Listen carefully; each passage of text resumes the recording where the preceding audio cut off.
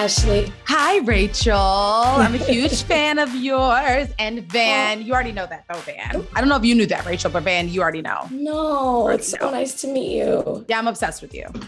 Yeah.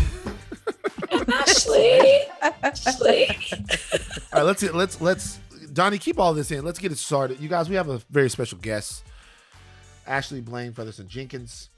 She hosts the podcast Trials and Triumphs, produced by own podcast, Oprah. Yeah. Talk about OW, as my friend Nick calls her, Oprah Winfrey. She talks with friends, colleagues, and people she admires about the moments when their trials have led to triumph. She's also starred on Dear White People, the film and the television show. What an era in time. What a fantastic piece of art Dear White People was. The horror comedy Bad Hair. And most recently on Grand Crew on NBC. Give it up for Ashley, everybody. She joins us today. Oh, thank you. I love a good clap. Love a clap. Ashley, I would like to apologize to you for Rachel's current situation. She was out all weekend getting it, doing it. And she doesn't have any voice left for your interview. So that is not true.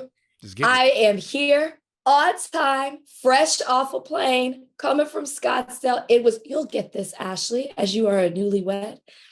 I was celebrating a friend's bachelorette party. Yes. I understand. I was being a good friend. You were. And I love that about you, Rachel. Thank you. Thank you. Thank you very much. Thank you. Van, stop ragging on Rachel. Stop it. Thanks. I also want Donnie to know I just started recording. Okay. Thank you. So let's talk about the podcast Trials and Triumphs. Specific podcast about overcoming adversity. It seems like. What made you want to do a podcast about that, Ashley? You know what? I created the podcast that I wanted. I wanted, my manager gave me the idea to enter into the podcast space. I was not thinking about it at all. And he charged me with trying to figure out what type of podcast I wanted to come up with. And, I thought and prayed long and hard about it, and Trials to Triumphs is what I came up with. And, the truth is I am always in life looking for inspiration. I think inspiration is everywhere. And so I wanted a space where people could always come to each and every Monday and get inspiration from the people that they already love and admire. Because the thing is, we so oftentimes focus on the triumphs. We have these highlight reels for people, right? That's why people are like, think people were overnight successes. And it's like, hold on. Wait a minute. Let's run let's rewind a little bit. To me, that's where the inspiration is. The inspiration isn't in oftentimes when people are winning the awards and all the accolades. It's how they kept going when it didn't even seem like it was anywhere near and it wasn't in sight. So that's what I wanted to bring. That's what gives me inspiration. And I'm so grateful that people are loving it. I love this because I'm of the same thought. People look at you and they think they know who you are from TV or from social media. And they think that it was easy for you to get there because you do show them the highlight reel. So I love that you're giving the full journey for you. What's your biggest trial that you had to overcome? I think the biggest trial I've had to overcome, it's not so much like one thing. Honestly, it's putting one foot in front of the other in a career that's 95% rejection. That's really tough. I don't think people talk about it enough. Like I recently have just been talking a lot about how I'm just feeling exhausted. I think a lot of it's ancestral trauma. I think a lot of it is like family trauma. And I had to think about, my career and my journey. And I was like, I've been doing this professionally for half my life, basically. I've been acting professionally since I was 14. So it has been so long it has been so much time spent on the grind, like just literally steady on the grind. Yeah. And I think that is a big trial. And the thing is that triumphs pop out here and there, right? But I'm mostly in a trial, but the triumph is genuinely the belief that I still have gratitude and that I'm okay and that everything is working on my behalf. But it's a trial being an actor and entertainer. That is just a trial. And honestly, it's one that I took on and I knew that it was going to be this way. But when you're like an adult and you have adult things that you want to do and be and whatever, it's much different than when I was 14, when I'm almost 35, you know? Yeah. So I have a question. I know a lot of Black actors, you know, and I talk to them a lot about what a great time we're in, right? There's so many different shows, so many different movies, so many amazing Black creatives, and that it's a great time to be in the city, in the industry, the business, as they say, Ashley. And some of my friends go, yeah, it's great. Some of them go, no, not really. We still deal with a ton of discrimination. We still deal with marginalization of the movies and the things that we want to create. And that rejection that you're talking about is still ever present. As far as you're concerned, having done this for a long time, is this a renaissance of Black creative excellence in Hollywood right now?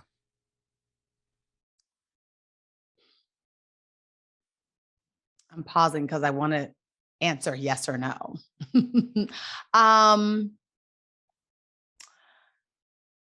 No. My answer is no. I wouldn't call it quite I wouldn't quite call it a renaissance. I would call it a space and place in the industry at the present moment where we have more opportunity, but we still don't have nearly as much as we should. And I think there was a time that we had a lot more. Oh, I think we're getting confused. I do. I think the 90s, When? there were more Black people on television, in my opinion, in the 90s. And what I mean by in television is in things that were created with us in mind, not Black people in things that were not created with us in mind, but things that are specifically about our stories. I think there was a lot of that. You know what I mean? I think that we get confused just because there's a lot more television. There's a lot more shows. There's a lot, like literally the other day I was with some friends and they were naming, and I'm an avid TV watcher. I watch a ton of TV, and 3 friends named TV shows I had literally never even heard of. And I was like, how is that happening? And then they'll be like, don't you watch that? Don't you watch Space 43 on the streaming network? I'm like, nah, I never heard that shit. Yeah. So I think we're getting a little confused, right? Are there when we turn on the TV, do we see Black faces? Yes, for sure. And I think we got out of what was a bit of a lull, which I am considering the lull in like the early 2010s. Yeah. It was kind of like scarce. That was when I first moved to LA. So it's better, but I don't think that it's like this special renaissance. And especially being in it, I don't feel like there's just so much opportunity. I don't know what to do with it. Like, I don't think that that's what it is. I think that we're working toward it. I think we're getting closer, but we're not anywhere near where we should be. I don't think so. So what would you say that Black creatives need to do to get there? You talked about putting one foot in front of the other. We see what Keke Palmer just announced. It's kind of like a for us by us. Is that the direction that we need to head to get there? I think so. I do. I think that, I think we need to continue to prioritize working together, not being the Black person on the majority white show, which again is hard because we want to work, right? And that's going to happen. It's important to provide representation in as many spaces as we can, but I think we can accomplish more the more we do together. That's community. Community can accomplish anything. So of course, I think that's the biggest hurdle we have to get over. And I think that part of it comes from, and it's not just Black actors or entertainers, but because there's been such scarcity, I think we're trying to hold on to like just what we have rather than like what Keke's doing and breaking out and being like, you know what, actually, no, I'm going to do my own thing. Now that has its own set of challenges because you obviously have to have the money and the star power to do that. I can't just be like, hey, who wants to give me $20 million to start my own platform? Maybe I can after I'm, in the next Jordan Peele movie. But today I can't do that. All I can do is doing what I'm doing right now, which is talking to you all, continuing to put one foot in front of the other, continuing to do projects that I believe in and I think advance our people in a positive way and show Black women in a wonderful, beautiful light. That's all I can do at this point. So I know that things are good over there at OWN Podcasting, and let me tell you how I know. You got the good podcasting set up. I see you got a good pair of headphones, and I see you got a good mic. So you told them you wanted to start the podcast. You worked with them. You guys got it all figured out, and then they sent a box to your house, and inside of the box was all of this stuff, right? Oh my gosh, yes. That's exactly what happened, Van. Wow. I know how it goes in this world. You do. I'll ask you another question about art, because your podcast talks about people's trials and tribulations, right? Mm-hmm. Trials and Triumphs is the podcast produced by OWN Podcast. Oprah. Not just Oprah, but Ava DuVernay has shows over there. You guys watch Queen Sugar. Go watch, go support. So now, a lot of people's trials come from criticism, things that they put out, and it might have not impacted an audience the way that they hoped that it would. That's something that every creative goes through. Question for you. Had a conversation with a friend of mine who's a critic, and he was talking about the need for criticism of Black art to be unvarnished. That we shouldn't be culturally conscious when we're talking about Black art just because it's made by Black people. There are certain movies that have come out in the past that behind closed doors, I'm like, I didn't like it. In front of everybody else, I go, hey, guess what? It's great. And the reason why is because I feel compelled to appreciate and say that Black art is always amazing, because I know what it takes for the artist to get their work out. Mm-hmm. Will it help or hurt the stuff that we make if we're more honest about whether or not we like it or not? There was a specific movie a couple of years ago that came out. I'm not going to name the movie, where everyone was kind of afraid to talk about what they really thought about it until months and months after it came out. Oh my gosh, I have to know what the movie is. Okay. Oh, that's good. That's why I love this podcast. Okay. My honest answer is that it would hurt a little bit. Mm-hmm. I'm keeping it a buck. I'm keeping it a buck. I am. It's real. It's so real. And it sucks. It sucks. Honestly, it sucks that we cannot tell our truth, for the world to hear, because we know how damaging that could be to the artist, to the next artist. You know what I mean? Like it's frustrating, but I think that goes back to what you were asking before about like, this is not, if it were the Renaissance, then we could do that, but it's not. That's kind of my point. It's not. We're still in a season in the industry as Black folks. And I'm not saying people of color, specifically Black people, artists, writers, directors, podcast hosts, actors, whatever. We are still in a space where we can't just create work and be like, well, I did something. Like, who cares what happens? Who cares what the reviews are? Who cares if anyone watches it? Who cares? So much it depends on it.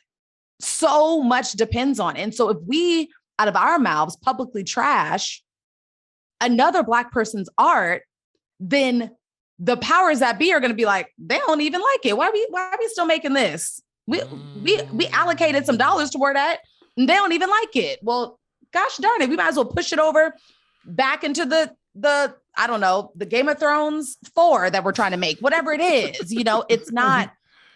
But I also think there is a need for us to have spaces that are contained and intimate and honest to have these conversations. I don't think that like both need to exist, but unfortunately, I don't think that the latter can exist publicly. I don't. Ashley, you know what I call this that no one wants to get on board with me about?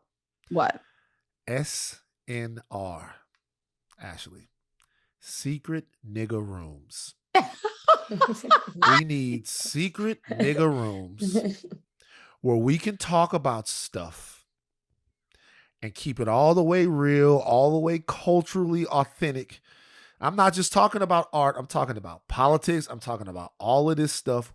I'm not talking about fucking Clubhouse. I'm talking about secret nigga rooms, get-togethers in the back of the gathering spot or little different places where we sit around, we eat apps, we drink, and we just get it out of our system so we don't have to do it in front of everybody, where family business can be secret nigga rooms. And you can't come. Some of you guys are in the, you can't come. Some of y'all can't come. But can I say, if they remain in a secret room, how productive can that actually be? Very. It can be very productive. Ashley, what do you think? I think they can be very productive too, because the thing is, you take what you learn and what you receive in the SNR, and then you apply it. Yes. Like it's Assuming still, they do. Assuming they do, though. Right? They're for sure going to apply it. It's for sure it. going to be applied. I think so. I think so for sure. Because I think you have to assume that people aren't going to be sensitive about it, aren't going to get, you know what I mean? Like they're going to be down and open to receive. That's keywords you said, right? You have to be open to receiving it. I don't have enough faith in people for that. You don't have enough faith in your people. Jesus Christ, Rachel. People in general. People in general. I think it's a beautiful idea, but I think that not everybody would be as open. Not everybody can receive constructive criticism. Not everybody's welcoming to that. Well, here's the thing though, Rachel. I think that we already do it, right? We're not like you have your SNRs. Van has his SNRs. I have my SNRs. We need to have. Oh, you don't have an SNR? He knows I'm right. Van, you don't have an SNR? Oh, I have several different SNRs. I have SNRs that I've been foolish enough to bring people from my SNRs on this podcast, and the audience has hated me for it. So I have several different SNRs. You know what I mean?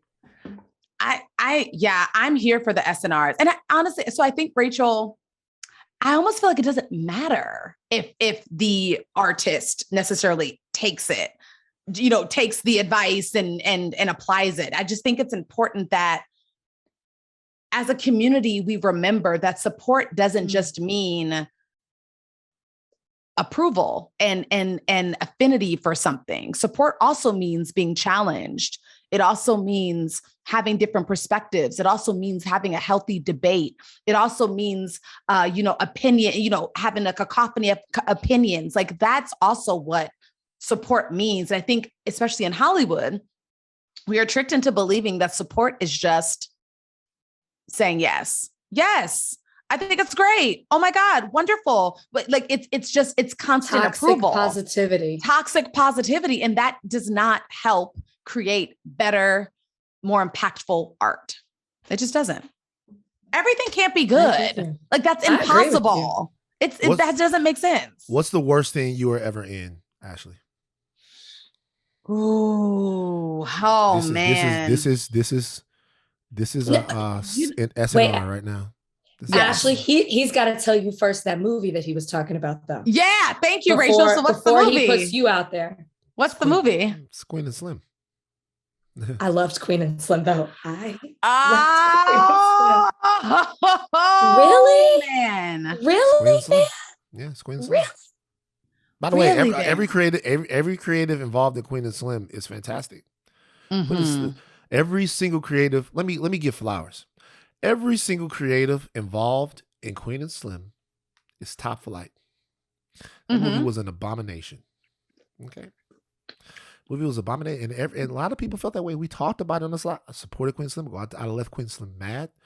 The reality is Queen and Slim, it was some kind of fable that ended up with getting Black people splattered on a runway. The part in Queen and Slim where the kid shoots the cop, y'all, that never happens. So why should we have to go and live out an imaginary story where we get fucked over? And by the way, I'll be honest with you. I'm one to talk. I made a movie where a kid dies 150,000 times. You know what I mean? So look, it's all, but I'm saying is there were movies, and not just that, but other movies where everybody was like, God damn, I hated that shit. But we love the people that make it, and we love the people that make the movie more than we hate the movie. And that is kind of the thing that happens. Now, you guys might disagree with me about Queen and Slim, but I bet you, if you start asking around, yeah, Rachel, you know what? If you start asking around, there's a lot of movies people feel like, hey, can we have an open, honest conversation about it? But it's hard to, because we don't want to criticize our own cultural stuff. Now, actually, the stuff you've been in, I've loved. I love Dear White People. It's a great show. Thank you so much. I think Grand Crew is funny as hell. I know somebody who went out for it. I know somebody who went out for it, didn't get it. Oh, and so they're pretty mad about that. That happens, yeah. But yeah, it happens. But yeah, so that's the movie. So now I'm in trouble. Lena and everybody gonna be mad at me, so that's fine. I love them. I'll send them something nice. She's a genius. She is. Lena, I think Queen and Slim, Lena's a dear friend of mine. We came up in the industry together. Yeah. My first web series in the early 2010s, we co-created together. And I think that even she knows that it was a movie that created a lot of split dialogue. Yeah. And I think she knew that was going to be the place. Like Melina Masuka's amazing.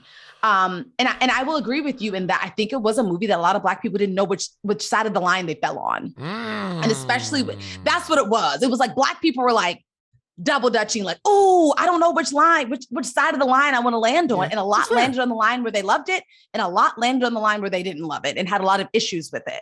But I think ultimately that was a movie that at the time, a lot of people were so happy to see beautiful Black people on screen. Very true. And shining and being well lit. And looking amazing. Looking amazing. Looked amazing. And acting well and being in their bodies fully as these dark-skinned Black people, right? Like there was something really empowering and beautiful about it. But I understand that a lot of people had issues with it.